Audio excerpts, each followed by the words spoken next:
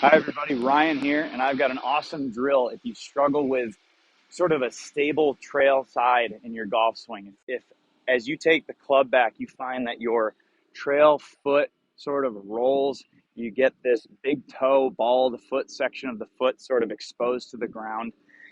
If you see the trail knee drift past your trail heel and you just can't seem to find a way to stabilize those motions, to keep the trail foot a little quieter on the ground and the trail knee moving sort of up and back away from the ball, this drill could help you do that. All you need is a resistance band, and I've used a basket of balls on the range here to stabilize it. I find where my footing is going to go, and then I'll lift up my trail foot. As I do this, I want to make sure that I get the band only really on the sort of inner half of my foot so that I have to keep pressure on that part of the shoe to the ground as I make my backswing. I'm going to make a couple of rehearsals here, and I want to make sure that I keep that band pressed into the ground and I keep the tension there.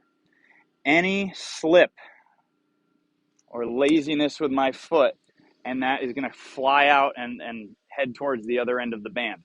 So it's really good because it gives you a visual and auditory feedback.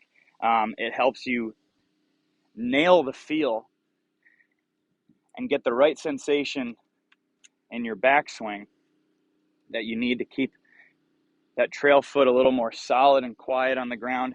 I have a pitching wedge here. This might be a drill that you start without a ball. It might be a practice swing only drill. It might be a drill where you only do this off of a mat. I wouldn't want you worrying about sort of the strike and things like that as you first do this. Sort of like any other drill, you have to walk before you run. You might want to tee the ball up at first, but don't use too much club. This is great for mid irons. Like I said, I've got a pitching wedge. You do want to release the band at the end, like you see there. If you find that in an effort to keep that foot planted and keep the band taut during the backswing that you start to fall back this way, it probably is more of a practice swing drill at first so that you can learn to stabilize on the way back and then push off and release on the way through. But if you start to get comfortable doing this, I think you'll really clean up a lot of your contact with your irons and even with longer clubs. So give this a try, and I hope it helps.